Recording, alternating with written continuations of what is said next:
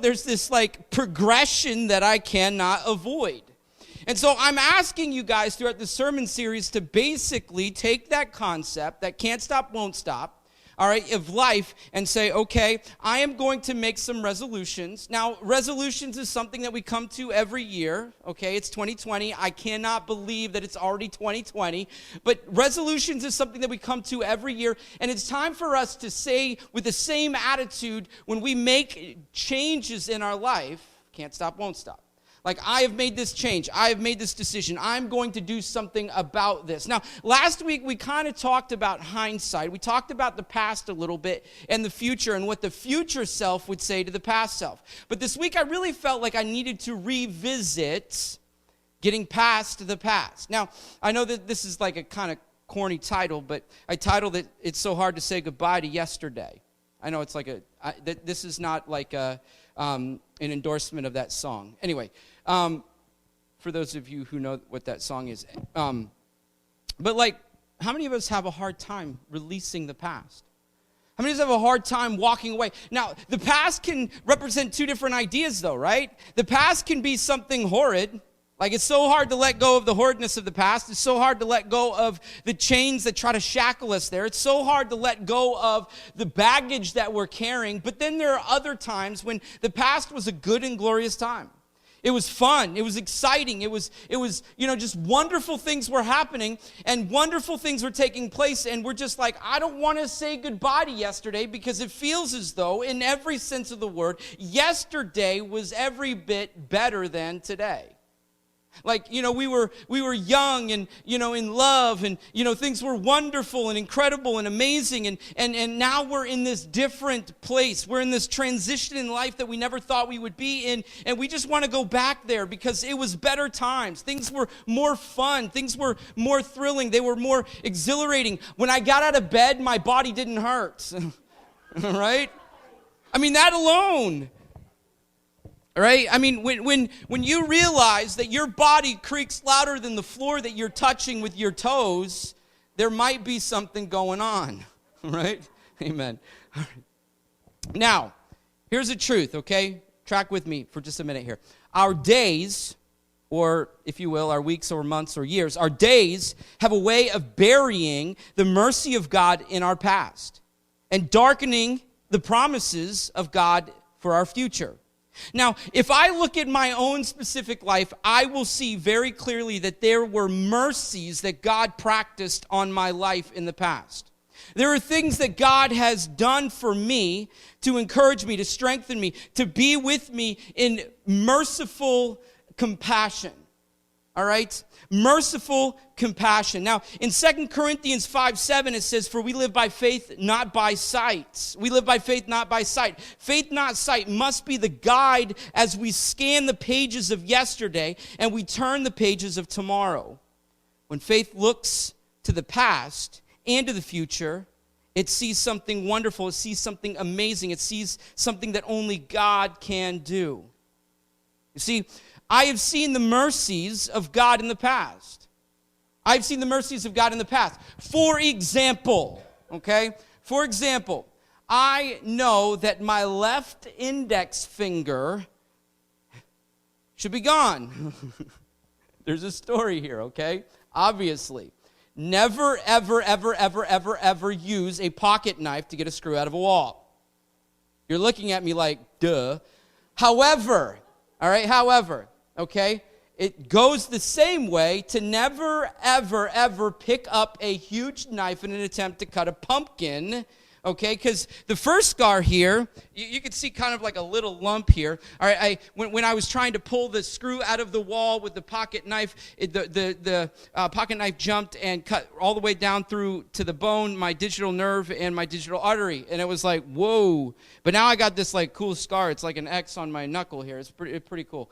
But it wasn't cool at the time. All right, so, and just so you guys know, I didn't get a chance to tell my wife this, but just so you know, a very, very intelligent doctor, I went and saw a sleep doctor this last week, a very, very intelligent doctor himself cut himself doing the same very thing, Kelly.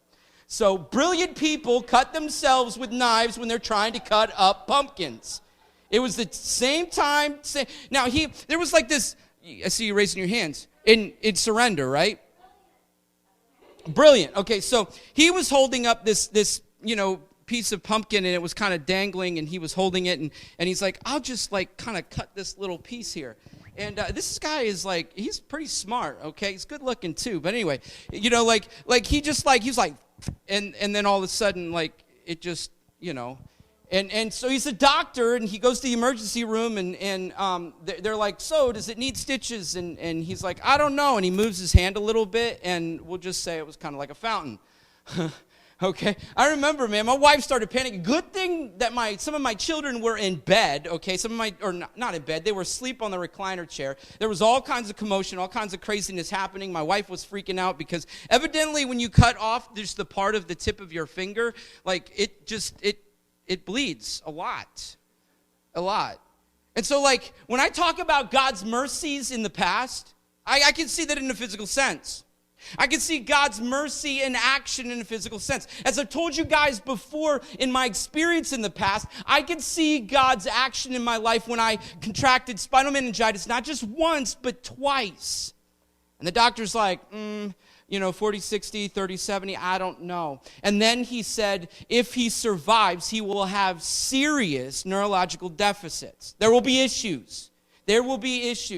And my mom prayed and asked God to heal me. And I was healed, and I got it a second time. Like when I think about God's mercies in the past, I think about the wonderful things God has done in my life. How God has preserved me and protected me. Now, if we, with the right eyes, look into the past, we will notice over and over and over again that God has been involved. That God has participated in our story. It could be driving down the road when it's really, really slippery, icy on the highway, and your baby is crying in the back, and you start to lose control. My wife knows exactly what I'm talking about. You start to lose control, and your wife screams out Jesus in an appropriate way because you see next to you on the side of the highway a police officer running to try to get behind his cruiser because he sees you coming. And then all of a sudden, she's like, boom, just like that. You're like, that didn't make sense. Like, how did I suddenly straighten out? And I'm all like impressed. I'm like, yeah, look at my driving skills, woman. No, it wasn't like that at all, right? Because God's mercies were involved. And see, sometimes though, when we look at the worst of days, it has a way of burying the mercies of God in the past, but it also has a way of darkening the promises of God in the future. Sometimes we are afraid that the future isn't as bright and wonderful as we hoped it would be. Now, I know that there are going to be things that we're going to face. Don't get me wrong. All right, the future is a frustrating thing. The future is a frustrating thing at times. We don't know what's coming. Sometimes we can kind of assume what's coming. We have ideas about what's coming. We know in some ways what we think is coming, but it rarely works out that way. And even when it works out the way we thought it was coming, you were just like, whoa, that's surprising. Now, here's the terrifying thing, though. Like, when we hope for good things, people call us delusional, right? But when we hope for or we see negative things, people call us realists. Right? They're like, I'm going to hope for good, grand, wonderful, amazing things. You're delusional. Look at the world around us. Look how messed up things are, right? Okay. All right, well, I guess life is life, and it's going to be what it's going to be, and et cetera, et cetera, et cetera. And then people are like, oh, you're being a realist. I mean, that's just real, it is what it is, right? No. If we're not careful, we will find the promises of God being buried by our terrible experiences. Now, just a couple of points for you guys this morning. Number one, a work of wonder. God is doing a work of wonder. I want you to listen to Psalm 40, verse 5. This is David. David faced all kinds of trouble, from being anointed king, slaying a giant, being pursued and chased by a jealous king who was trying to kill him. And this is what David has to say in the Psalms. He says this: many, Lord my God, are the wonders you have done, the things you planned for us. none can compare with you. Were I to speak and tell of your deeds, they would be too many to declare. That's beautiful. That's beautiful. I mean, that's just wonderful to think about. Like God is a work of wonder. Your life is a work of wonder. You were created specific and special. Every single one of us has a specific fingerprint. God is so much he makes us very, very specific. And then, as some say, he throws away the mold. Like he makes you who you are. You know, that the way you laugh, the way you cry, the way you look, the way you appear, the way you interact with others, your personality traits, your expressions, everything about you was made specific. And God said, okay, I've made someone like you, and there will never be anyone like you. There will never be anyone like you, because he is a work of wonder in our lives. He is doing a work of wonder within us. And David's saying here, like, there is no way whatsoever that I could even begin to articulate with words just what he's done. Like if I were to track back in the history of my life, as we were talking about last week, like history is a incredible narrative, right? It's a landscape. It tells of like regret or redemption. It tells that story, that experience, those moments. And if we were to look out at our life in its entirety through the right lens, we would see God at work. God doing the things that are too many to even talk about. Anywhere from, do you realize how many near misses you don't know about? You realize how many near misses you don't know about? Like just near misses you don't know about. Do you realize how many opportunities that God has provided for you that you just thought was luck or opportunity that just suddenly knocked on your door? Ooh, I was lucky. No. God did something. God worked something out. God created a moment for you. God created opportunity for you.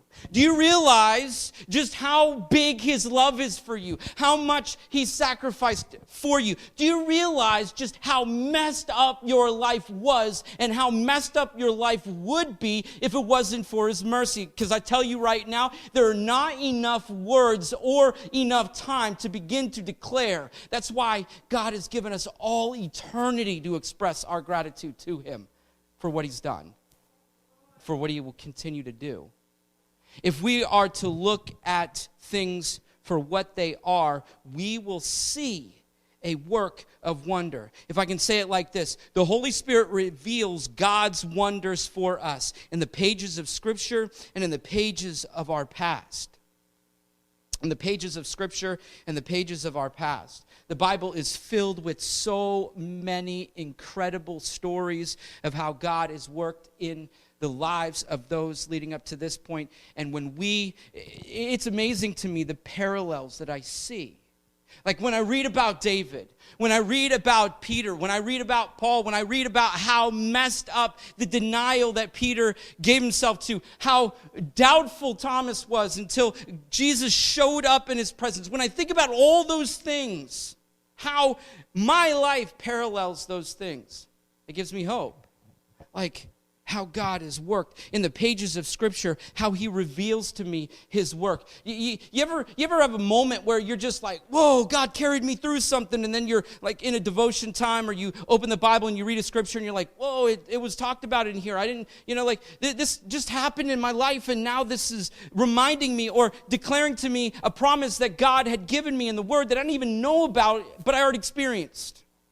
You with me there? Like, it's something that happened and you're just like, what? Wow, this is amazing. And then you open the Bible and you're like, whoa, it already talked about it. I didn't even know. I didn't even realize it. And if we look appropriately, if we look correctly at our past, we will see how God has been at work, even in the most painful of circumstances. God insulated my life. God, I know that all of you have stories, but my story, I feel like in some grand ways, God has he preserved me. I remember from the day I can remember, I always felt a call to ministry, always. And there are so many times that things just got wonky and messed up. And I think about the person my father was and the walk that I could have walked. I think about the heroin. I think about the addiction. I think about the abuse. I think about the struggles, the trauma of it all, and how God preserved me. I think about all of those things and how I could have been a father like that, but I'm not. I think about how I could have been a husband like that, but I'm not. I thank God all the time that there were moments in my life that could have destroyed everything. And he looked at me and he said, you know what? I am working a wonder. You are a work of wonder, Seth. And second, this, he is there in every single sorrow. He is there in every single sorrow. In Psalm 40:11, it says, do not withhold your mercy from me. There's that word mercy again. Lord, may your love and faithfulness always protect me. David is crying out, like, Lord, please protect me. Never withhold your mercy from me. And you will find out as you read David's story that God did not withhold his mercy, that God freely gave his mercy, that there was an outflow. And all the way up to the point of Jesus Christ, God has been releasing and revealing his mercy, giving. And in this moment of Jesus where everything changed, he is there in every single sorrow. He was there in every single sorrow that David faced. He is there in every single sorrow that we face. Every single difficulty, every single challenge, every single painful experience. I know I read this earlier, but I want to read it again. Our worst days have a way of burying the mercies of God in our past and darkening the promises of God. When we face things, when we face sorrows, when we face sinfulness, when we come up against the very awfulness of what the world has for people, like when we consider what we've gone through, when we consider our sorrow, he is there. He is there. I mean, how many of you guys have experienced this? How many of you guys have witnessed this? I know that there are those in this room, and I know this is a tender truth, but I think of Annette, I think of Lorette, I think of those who have lost their children. Like they never thought that they would lose a child before they left this earth, but it's happened. And I think about how those sorrows were suddenly thrust upon them, and how God's mercy and grace was there immediately. How God's grace and mercy was there in that moment of desperation. I remember being 9 years old and getting the news that my father was gone. He was gone. Died in an accident. Now here's something that rang true in ways that I can't even begin to express, okay? I knew my dad was gone. I could not sleep. I could not rest. God had come to me in that sorrow. God had come to me in that pain. God had come to me in that suffering. God had come to me in those moments where I did not think that I could ever overcome. Some of you guys have faced similar things. Some of you guys are familiar with these things. He is there. He is there in every single sorrow. He is there in every single sorrow. And because he is there in every single sorrow, we can say goodbye to yesterday. Because we know that the future is full of hope. Because we know that the sorrows we faced yesterday, he was there for. And because of that, the sorrows that we will face tomorrow, he is there for. He is with you whenever you face that trouble, whenever you face that difficulty, whenever you face that challenge and that pain and that suffering. It is amazing to me. It is amazing to me just how much he has used those things to help others. Number 3 here, just tracking along here, he has a plan in mercy. He has a plan in that mercy. He has a plan in mercy. In Psalm chapter 40, verse 5, it says this. It says, "Many, Lord my God, are the wonders you have done, the things you have planned for us. None can compare with you. were I to speak, I'm reading this again because you need to hear it, were I to speak and tell of your deeds, they would be too many to declare. He has a plan in mercy. He has merciful plans. I love that word. I love that truth. Mercy is mercy. He has a plan in it. He has a plan for it. He has a plan in it. He has a plan for it. If I were to say it this way, church, when God concentrates his thoughts towards his people, he is increasing his merciful plans. Multiplied thoughts specifically for you. It's crazy and astounding to me that he can look throughout the spans of the world. He can look through every individual. He is able to track every single soul, and he thinks to himself, okay, I'm going to concentrate my energies on Seth just as much as I'm going to concentrate my energies on his wife, Kelly. I'm going to concentrate my energies on Seth just as much as I'm going to concentrate his energies and his efforts on Ben.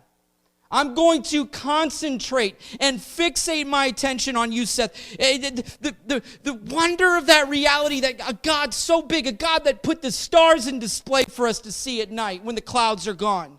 You ever walk out into the quiet and dead of night and you look up to the sky and you feel there's like no breeze. It's just quiet, almost eerie, but wonderful.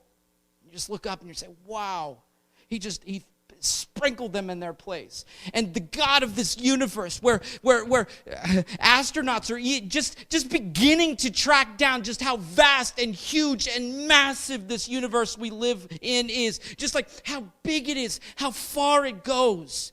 And in all of that he placed together, he put together the intricacy of animals, the intricacy of the plants, the intricacy of all that he has created. He says, look, I am thinking of the individual, and I am increasing my thoughts for that individual, and I am increasing my thoughts for the work I'm going to do. Yes, it is hard to say goodbye to yesterday. I know that.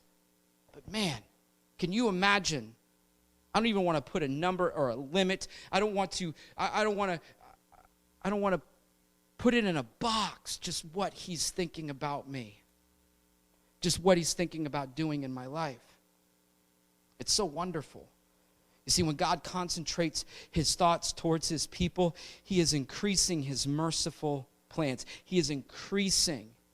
He is developing. He is creating. He is increasing exponentially his merciful plans.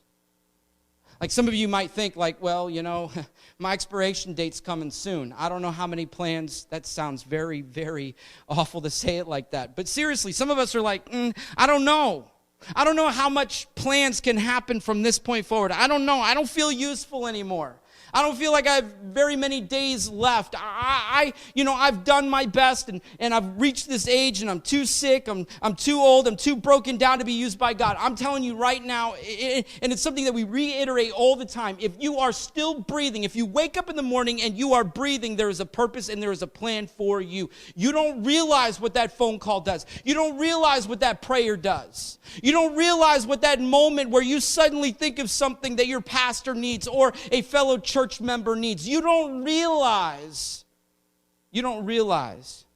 just what those moments can mean. Why? Because he has increased his plans for us. You have to understand that there are more marvelous and incredible things that can happen in the very last days of your life than have happened in the whole span of your life. Because why? Because I have seen it.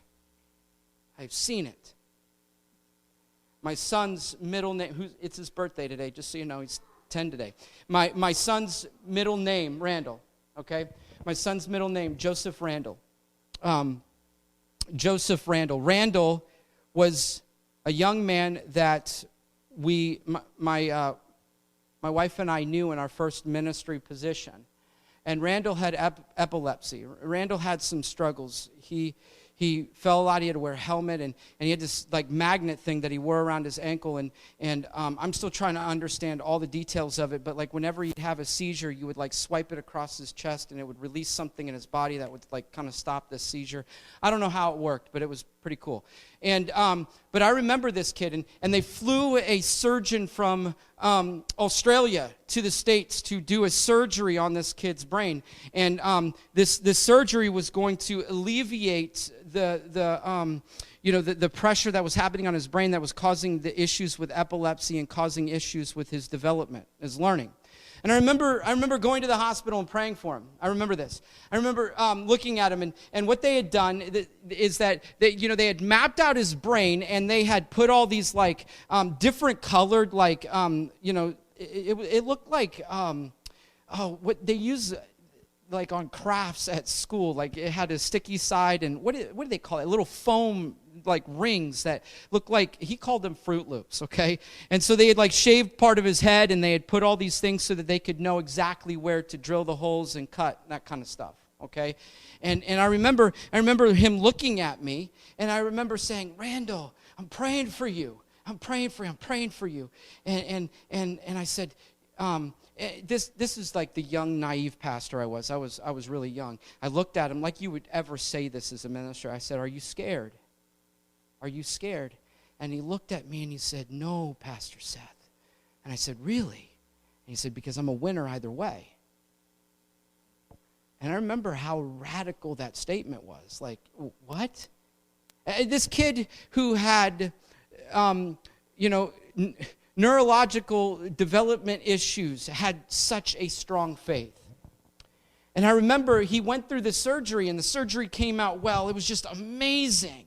And all these wonderful things happened, and it was like he was learning to read for the first time. He was developing all these skills that he had never been able to develop. The swelling on his brain was going down. His epilepsy was coming under control. And then one night, in the middle of the night, he had a seizure. And he drowned. I'm just going to leave it at that. He drowned. And I remember my I was the assistant pastor of the church. My pastor was on vacation, and so I got up, I ran to the hospital, and he had spent some time in the hospital. It was normal to him because of the surgeries and all these different things. I remember running into the hospital, and I remember looking at his grandfather, and I'm like, how's Randle? And he said, he's gone. I said, what? What do you mean?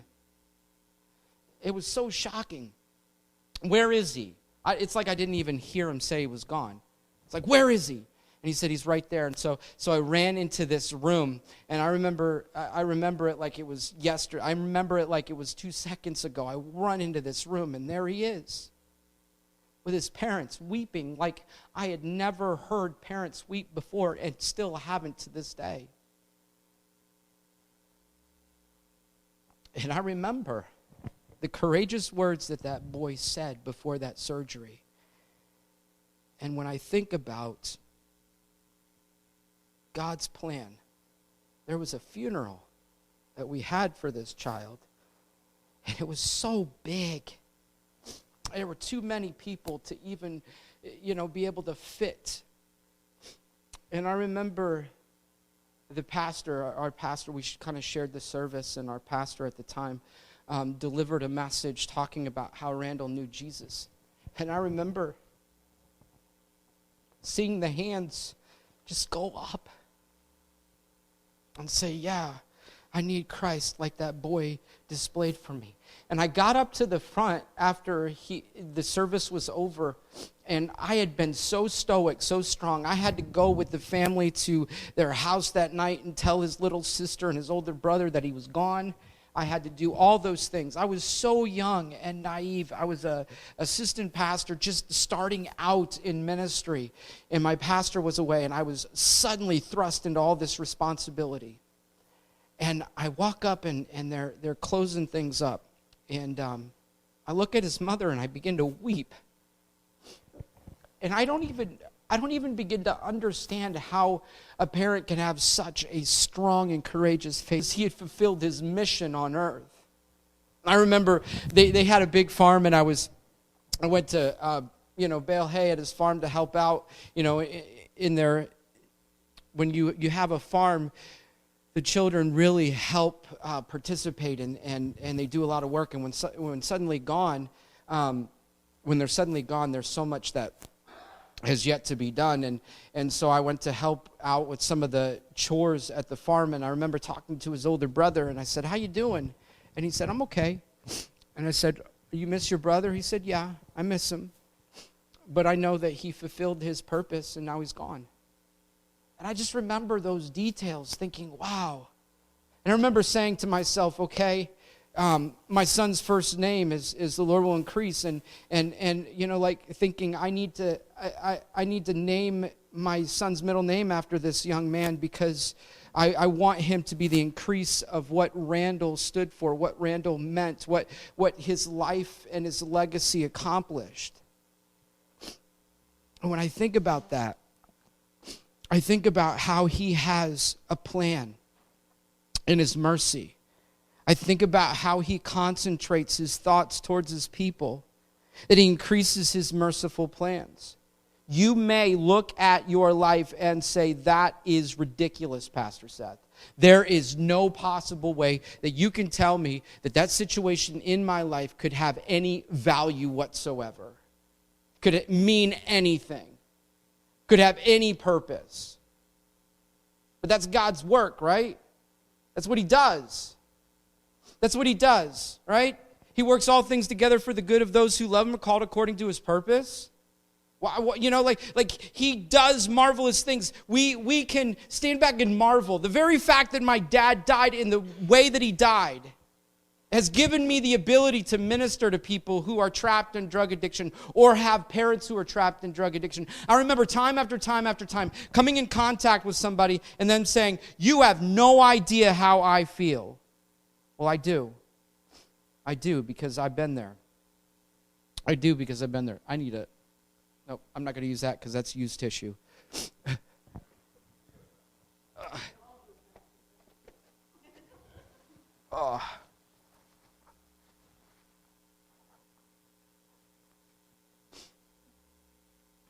And number 4, all mysteries shall be bright.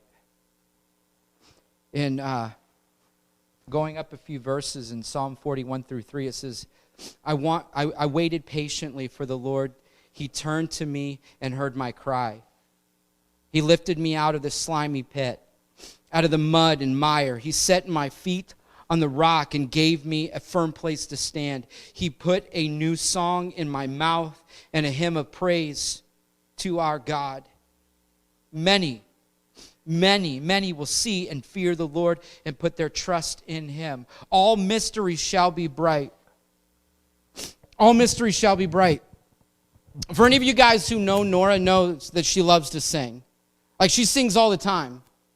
She sings all the time. Like you guys hear singing here, like, no, literally. Like, she plays and sings. It's like when she's not having a conversation, she's singing.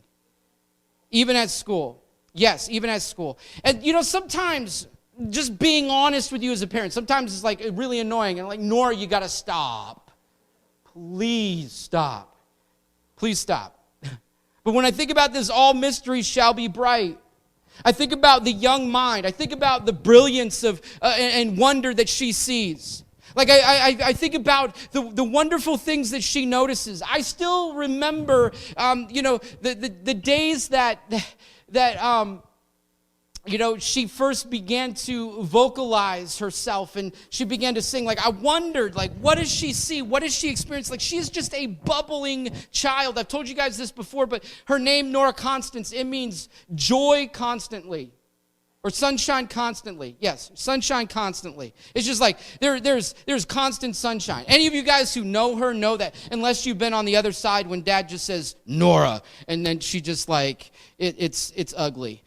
She cries, ugly crying. Anyway, but like when I think about this, mysterious shall be bright, all mysterious shall be bright, mysteries shall be bright. It's like wonderful because I see in her the ability to unpack the mysteries. Like, I wish for a minute that I could get into her brain.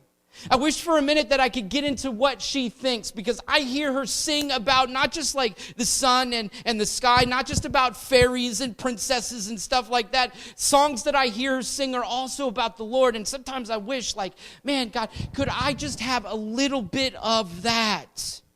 That there's somewhere in her thoughts and her minds that there are mysteries being unpacked because she's bright and she's thinking, she's considering.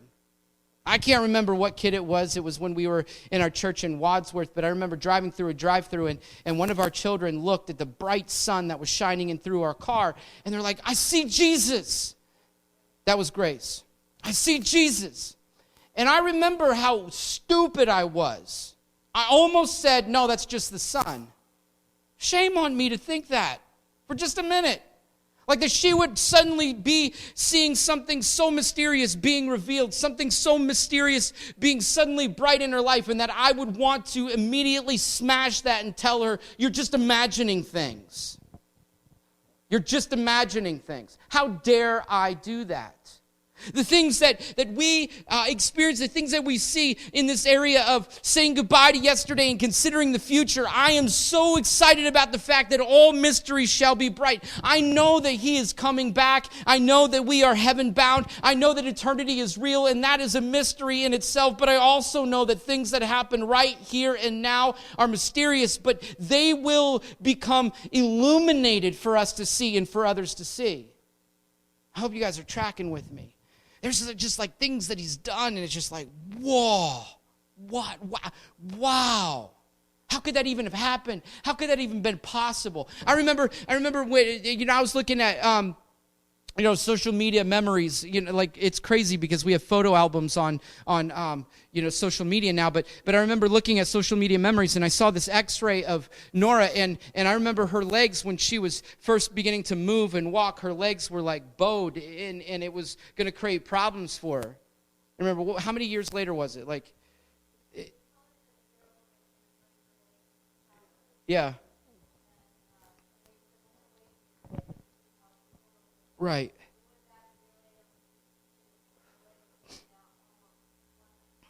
Yeah. It was like crazy. I wish that I had the picture. Maybe I'll show you next week. But there were these legs that were just not right, and then all of a sudden there were these legs that were straight. And you guys, mysteries becoming bright, mysteries becoming brilliant, wonders that just we will stand in awe of. That we will stand in awe of. The past, no matter how many ghosts walk there, is full of his work of wonders. The future, no matter how many sorrows await us there, is full of his mercy, his purposed mercy. His purposed mercy.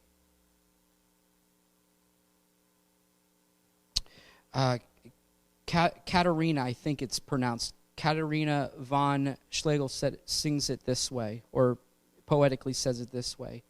Be still, my soul, that God doth undertake to guide the future, as he has the past.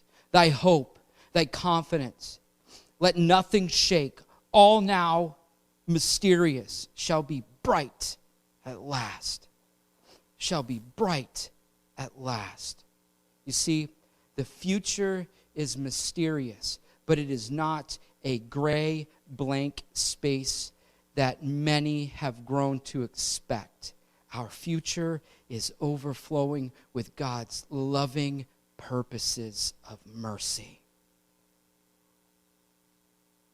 And I can't wait to see it in my own life. I can't wait to see it in your life.